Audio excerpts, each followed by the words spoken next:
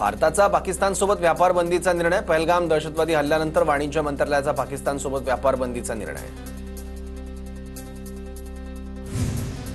भारत 7 मे रोजी क्षेपणास्त्र चाचणी करणार। हवा, पाणी आणि जमिनीवरून पाकिस्तानला घेरण्याचा प्रयत्न। कर्नाटकच्या कारवारजवळ भारत क्षेपणास्त्र चाचणी करणार। यूपीतल्या गंगा एक्सप्रेसवेवर लढाऊ विमानांचं नाईट लँडिंग।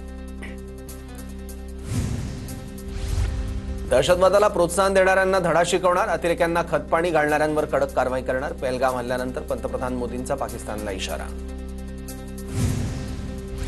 सर्जिकल स्ट्राईकबाबत केलेल्या विधानावरून काँग्रेस खासदाराचा घुमजाव। मी सर्जिकल स्ट्राईकचे पुरावे मागितले नाही, आम्ही सरकारसोबत। चरणसिंग चन्नी यांची प्रतिक्रिया। पुलवामानंतर सर्जिकल स्ट्राईक झालाच नाही, चरणसिंग चन्नींनी केला होता दावा। सिंधू नदीच्या पाण्यावर भारताचा हक्क। सिंधू करार रद्द केल्यावर पाकिस्तानच्या टीकेवर फारुख अब्दुल्लांची प्रतिक्रिया। अटारी बॉर्डरवरून भारतातून पाकिस्तानात आतापर्यंत 953 लोक गेले आहेत, तर पाकिस्तानातून भारतात 1841 लोक परतली आहेत। आतापर्यंतचा हा एकूण आकडा 2794 आहे।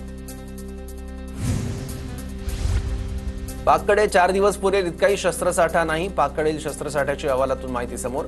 युक्रेन आणि इस्रायलसोबतच्या शस्त्रास्त्र करारांमुळे पाककडे दारुगोळ्याची कमतरता। भारताने सिंधू नदीवर धरण बांधून पाणी अडवलं तर पाक हल्ला करेल। पाकचे संरक्षण मंत्री ख्वाजा आसिफची भारताला पोकळ धमकी। जम्मू काश्मीरचे मुख्यमंत्री ओमर अब्दुल्लांनी पंतप्रधान मोदींची भेट घेतली। दोघांमध्ये 20 मिनिटं चर्चा। काश्मीरमधील परिस्थितीची मोदींना माहिती दिली। नौदल प्रमुख दिनेश त्रिपाठी यांनी पंतप्रधान मोदींची भेट घेतली। पहलगाम हल्ल्याच्या पार्श्वभूमीवर दोघांमध्ये चर्चा। दहशतवाद्यांविरोधातल्या पुढच्या ॲक्शनसाठी भारताची तयारी सुरू। बीडच्या केजमधील शिरूर घाटात 7 ते 8 जणांचा दारू पिल्यानं मृत्यू। तरुणांच्या पुढाकारानं गावात दारूबंदीचा ठराव मंजूर। दारूबंदीच्या ठरावावर तात्काळ कारवाई न झाल्यास उपोषणाचा इशारा। पालकमंत्री पंकजा मुंडेंच्या उपस्थितीत जिल्हाधिकारी कार्यालयात बैठक। स्थानिक आमदारांसह प्रशासकीय अधिकारी उपस्थित। धुळे महापालिकेत पावसाळ्यापूर्वी उपाययोजनांची बैठक। पावसाळ्याच्या काळात संकट टाळण्यासाठी सतर्क राहण्याच्या आयुक्तांच्या सूचना। ईव्हीएममध्ये घोटाळा केला तसा जातीय जनगणनेत करू नका। जितेंद्र आव्हाडांची प्रतिक्रिया। जातीय जनगणनेची मागणी आमचीच होती, मात्र बिहार निवडणुकींवर डोळा ठेवून हा निर्णय घेतल्याचाही आव्हाडांचा आरोप। सावित्रीबाई फुले पुणे विद्यापीठात सुरक्षेसाठी नेमण्यात आलेल्या मेस्को एजन्सीला विद्यार्थ्यांनी विरोध केला। कंपनीचे कर्मचारी असंवेदनशीलपणे वागत असल्याचा आरोप। पुणे शहरात लॉजमध्ये वास्तव्यास येणाऱ्या ग्राहकांना ओळखपत्राशिवाय प्रवेश देऊ नये। ओळखपत्राशिवाय प्रवेश दिल्यास कारवाई करू। पोलीस आयुक्त अमितेश कुमार यांचा इशारा।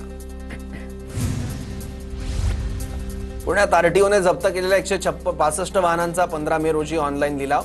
विविध कारवायांमध्ये जप्त वाहनं दंड भरूनही प्रवाशांनी परत न नेल्यानं वाहनांचा लिलाव। धुळ्याच्या बिलाडी शिवारात मक्याच्या शेताला विजेच्या तारांमुळे आग लागल्याची घटना। 5 एकर मका जळून खाक। नुकसान भरपाई देण्याची शेतकऱ्यांची मागणी। सांगलीच्या मिरज शासकीय रुग्णालयातून नवजात अर्भकाची चोरी। चोरणारी महिला सीसीटीव्हीमध्ये कैद। पोलिसांकडून अधिकचा तपास सुरू।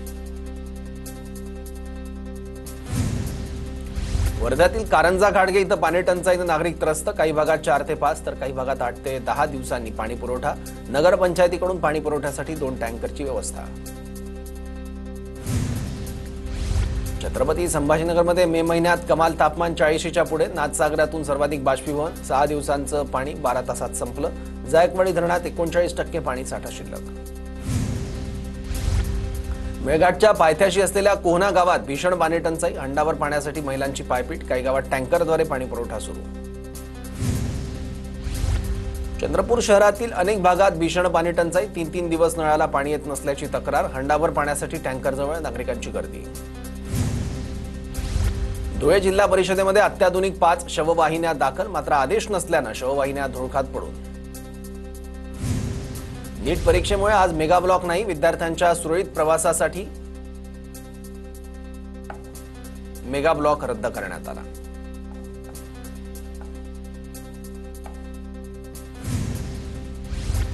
मे महिन्याच्या पहिल्याच आठवड्यात मुंबईतील किमान तापमानात मोठी वाढ। पुढील आठवडाभर किमान तापमान सडस राहण्याचा अंदाज, तर 4 ते 6 मे दरम्यान पावसाचाही इशारा। नागपूर, वर्धा, गोंदियात जोरदार अवकाळी पावसाने नागरिकांची तारांबळ। वादळी वाऱ्यासह गारांचा पाऊस। गोंदियात विद्युत खांब पडल्याने एका बैलाचा मृत्यू, तर काही ठिकाणी छत कोसळून दुर्घटना। चंद्रपूर जिल्ह्यात अवकाळी पावसाची हजेरी, काही ठिकाणी गारांचा पाऊस, पावसामुळे शेती पिकांचं नुकसान. जळगावमधील अनेक भागात रस्त्यांची कामं ठप्प, आमदार आणि मंत्र्यांकडून पालिकेच्या अधिकाऱ्यांवर संताप व्यक्त. कामं पूर्ण होत नसतील तर कॉन्ट्रॅक्टरवर कारवाई करण्याचे आदेश.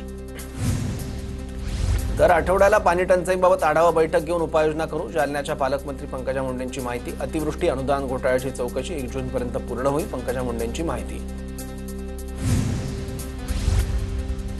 जळगावच्या 40 गावातील गिरणा धरणात 28% जलसाठा शिल्लक, वाढत्या तापमानामुळे धरणसाठ्यात मोठी घट, नागरिकांनी पाणी जपून वापरण्याचं आवाहन. नंदुरबारमधील पाणी टंचाई दूर करण्यासाठी 100 गावांमध्ये जल पुनर्भरण उपक्रम राबवणार. जल पुनर्भरण उपक्रमामुळे पर्यटकांची समस्या काही प्रमाणात दूर होणार. धुळे जिल्ह्यात पाणी टंचाईच्या झळा, साक्री तालुक्यात 27 विहिरी तर शिंदखेडा तालुक्यात 14 विहिरी अधिग्रहित. मे महिन्याच्या पहिल्या आठवड्यातच पाणी टंचाई. खडकवासला धरणातून 1 दिवसाआड पाणी कपातीचा निर्णय, शहरात 1 दिवस रोटेशन पद्धतीने होणार पाणी कपात. पुणे महापालिकेकडून वेळापत्रक जाहीर.